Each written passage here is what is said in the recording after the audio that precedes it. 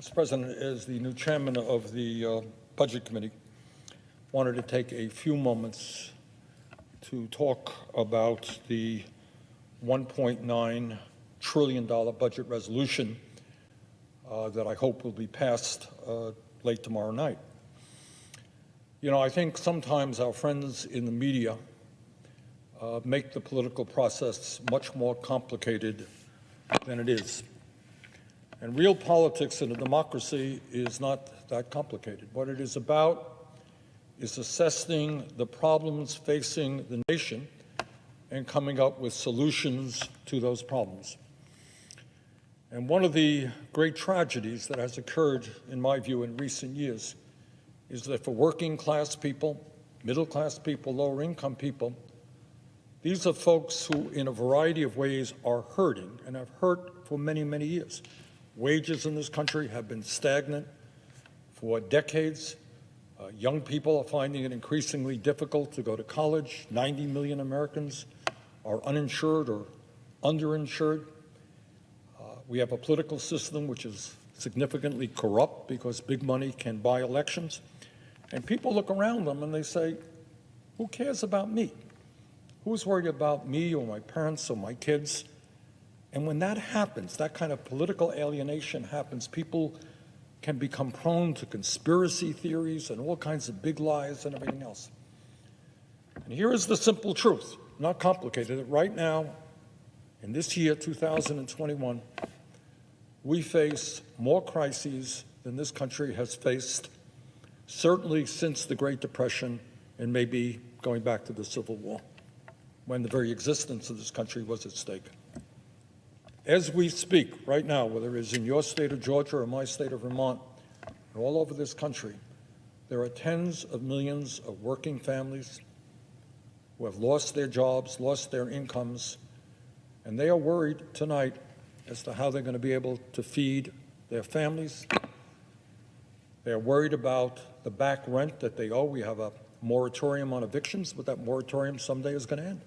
And people are saying, how am I going to pay thousands of dollars in back rent? I'm going to be evicted. I'm going to be out on the street.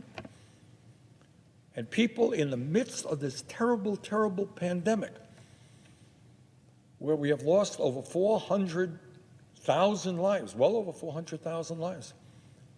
There are over 90 million people who are uninsured or underinsured and are having difficulty affording going to the doctor. And on it goes. Kids, I have 7 grandchildren. Kids all over this country have had their education disrupted. As a result of the pandemic, people have become isolated from their friends and their families. Mental illness is soaring. Increased numbers of depression, anxiety, suicidal ideation. This country faces just terrible, terrible problems. I think we can agree that the year 2020 was the worst year in so many ways in our lifetimes, the modern history of this country. And now, right now, it is absolutely imperative that the Congress of the United States understand that reality and keeps faith with the American people. And one of the reasons, by the way, and I say this to the presiding officer today, who is from Georgia, recently won his election, it is doubly important that we keep faith with the American people because promises were made in that election in Georgia, which was not just a Senate race, it was more of a national race. President Biden was involved. Majority Leader Schumer was involved. I was involved. Other leading Democrats were involved. And we said to the people of Georgia, and we said to the people of America, if we gain the majority, we are going to significantly improve lives for working people all over this country. And those are promises made that must be kept. So I want to just spend a few moments to talk about what is in this bill. You know, we throw out numbers, 1.9 trillion. Who knows what 1.9 trillion is? It's such an unfathomable number. It's such a huge number. What does it mean? Who knows? Who understands that? But I want you to understand what is in this bill. For a start, what I believe, and I know you believe, Mr. President, is that when people are hurting, when they owe back rent, when they can't afford to feed their kids, when they can't afford to go to the doctor, that we need to get cash into the pockets of those people as soon as we possibly can. And I was one of the people here a month ago, weren't a whole lot of people talking about it. I said, we need direct payments. We need to get cash into the hands of people, and I fought very hard. We ended up with just $600 in the last bill. Wasn't enough. It's a start, not enough. But we said our goal was $2,000, and in this bill, there will be an additional $1,400 for every working class man, woman, and child. So if you are an individual, single person, making $75,000 or less, when we pass this legislation, you're going to get a check for $1,400. If you are a couple earning less than $150,000, and let's just say you have 2 kids, each person in the family, the husband, the wife, and the 2 kids, are going to get $1,400 apiece. That's $5,600. And let me tell you something, for a struggling working class family, that $5,600 is going to mean an enormous amount. Allow people to pay the rent, allow people to pay off their debts, allow people to go to the doctor. So that's what this legislation is about. We made a promise. Some of us made that promise, I did, that we would make sure that working class families, each individual gets $2,000, and we're going to keep that promise. $600 then, $1,400 now. As a result of this pandemic, we have seen a horrific increase in unemployment. Unemployment is soaring all over this country. Millions of workers have lost their jobs. They got no income coming in. The extended unemployment benefits that were previously passed are going to expire in mid-March. What this legislation does, very importantly, if you are unemployed right now and you're worried that you're going to lose your unemployment, when we pass this legislation, your unemployment is going to be extended through the end of September, and on top of the normal unemployment benefits you get from your state, and they vary state to state, you're going to get an additional $400 a week. We will not turn our backs on the millions of unemployed workers in this country. Included in the legislation that we are fighting for is the need to raise the minimum wage in this country from the starvation wage that currently exists of $7.25 an hour to a living wage of $15 an hour. Now, we understand that restaurants and small businesses are hurting, and in this legislation there will be a significant amount of money to make sure that small businesses will be able to afford that wage increase. But you know, when we talk about the economy, the media very often focuses on the stock market. That's important. We can focus on unemployment, terribly important. But what we don't focus on enough is that half of our workers in this country are living paycheck to paycheck. They got nothing in the bank, and they have to live off the paycheck they make. And if they have an automobile problem, car breaks down, somebody in the family gets sick, they're in deep financial trouble. And it seems to me that in the richest country in the history of the world, it is not too much to demand that if you work 40 hours a week, don't live in poverty. $15 an hour is not going to make anybody rich. But I have seen workers and talked to workers all over this country trying to raise their kids on $10, $12 an hour, and you can't do it. So $15 an hour is an important start in making sure that all working people in this country can live with dignity. Mr. President, this legislation will expand the child tax credit from $2,000 to $3,000 and to $3,600 for families with kids under the age of 6.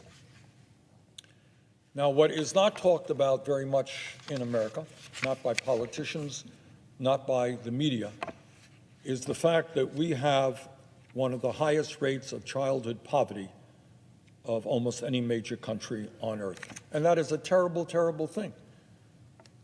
You know, politicians give speeches, the future of this country is with our children, and so forth and so on.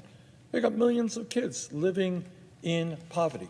Millions of families can't afford to send their kids to decent quality child care. So expanding the child tax credit will go a very long way to reduce child poverty in America, and that is something that we must do. Mr. President, it is no great secret that as a result of the pandemic, revenue coming in to state and local governments are in significant decline. And the result of that is that in the last year, well over 1 million state and local employees have been laid off. And we're talking about teachers, we're talking about firemen, we're talking about police officers, and other municipal and state employees. And when you have those layoffs, not only is that a crisis unto itself for those workers, it means that state and local government cannot provide the services that are needed to be provided in the midst of this terrible crisis. So this legislation would provide $350 billion to state and local governments, many of whom are facing bankruptcy.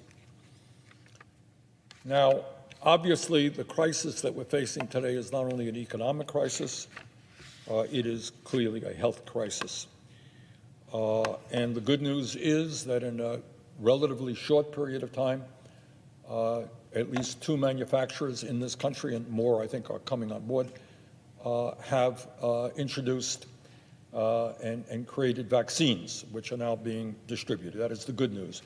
The bad news is that we need to significantly increase the production of those vaccines. We don't have enough. And even more importantly, we have to do a heck of a lot better job in distributing those vaccines and getting those vaccines into the arms of people.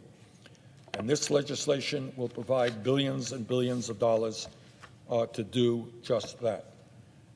At a time when we are looking at the highest level of hunger in this country in decades, many billions of dollars are going to go to making sure that our children and our families do not go hungry. Clearly, one of the major crises facing this country is that schools in every state are either not open or they're open in irregular hours. Kids are trying to get an education online. Sometimes it works and sometimes it doesn't. But our goal is to make sure that we can reopen schools and expand after-school and child care programs for working families and do it in a way that is safe. We want parents to feel good and know that the facilities they're sending their children to are safe.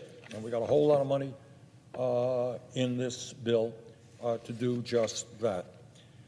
In this bill, in order to protect workers, there is a sizable sum of money to prevent the pensions of millions of workers and retirees from being slashed by 30, 40, or even 65%. A number of years ago, in the middle of the night, some big omnibus bill language was put in that would destroy the promises made to millions of workers in terms of the pensions that they were guaranteed. And we rectified that in this bill. Right now, in America, as I mentioned earlier, some 90 million of our people are either uninsured or underinsured, which speaks to the need, in my view, to major health care reform. And my own view is that we need to move toward a Medicare for all single-payer program so that we're not spending twice as much per capita on health care as any other country on earth, despite so many people being uninsured or underinsured. Well, Medicare for all is not in this bill, but what is in this bill is a significant amount of money to expand health care, and we're still looking at the best ways to do that. One of the ways will probably be expanding Medicaid and also investing significantly in community health centers and the National Health Service Corps. We have a crisis in terms of the number of doctors and nurses that we need, and the National Health Service Corps is a program which will forgive debt for doctors and nurses if they practice in underserved areas. So, Mr. President, I know sometimes we get consumed by numbers. It's going to be 2.1 trillion, 1.9 trillion, 1.7 trillion. That is not the issue. The issue is whether we are prepared to address the crises facing the American people. Will this bill solve all of the problems that we face? No, it will not. Will it go a long way to addressing many of the crises and easing the anxiety that so many working families have? Yes, it will.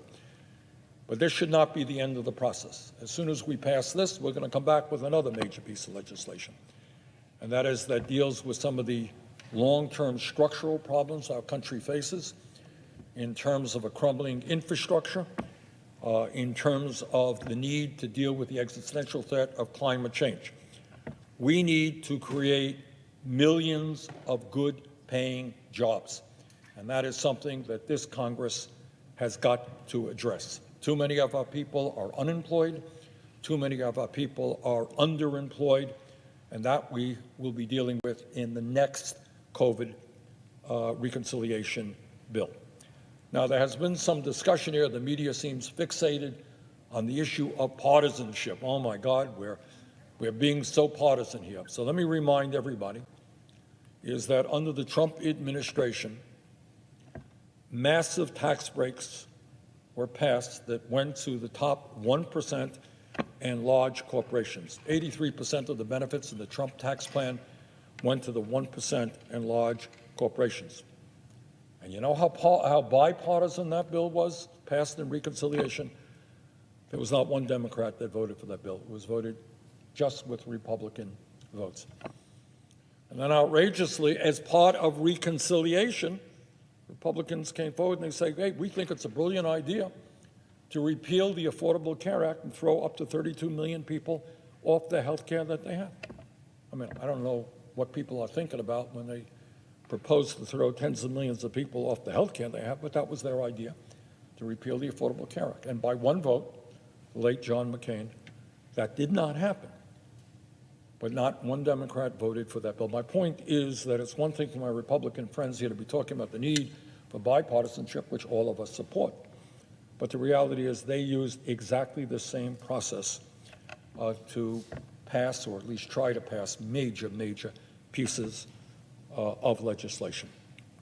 So, Mr. President, all that I want to say is that we are living in an unprecedented moment in American history. And again, it is quite likely that this Congress today, President Biden, are facing more serious crises than any president, certainly since FDR, maybe going back to Abraham Lincoln, have faced. We got a health care crisis, we got a pandemic, we got an economic meltdown, we got an education crisis, we got an infrastructure crisis, we got a criminal justice crisis, we got an immigration crisis, you name it, we got it. And either we are going to have the courage to address those problems or we're not. And I think now is the time to do it. So we certainly look forward to support from our Republican colleagues. But what is most important is that at a time of massive pain and anxiety, this Congress acts boldly on behalf of working families. For too long, we have seen the Congress give tax breaks to billionaires. We have seen lobbyists work to get hundreds of billions of dollars in corporate welfare for people who don't need it. We have seen a tax system in which major corporations like Amazon, maybe the most profitable corporation in America, one of the most profitable corporations, owned by the wealthiest guy in America, pays zero in federal taxes. And right now, the very rich have an effective tax rate which is lower than working families. So I know it may sound like a radical idea, but the time is now for the United States Congress to begin to represent the vast majority of the people, the working class of this country, the middle class of this country, lower-income people who are struggling.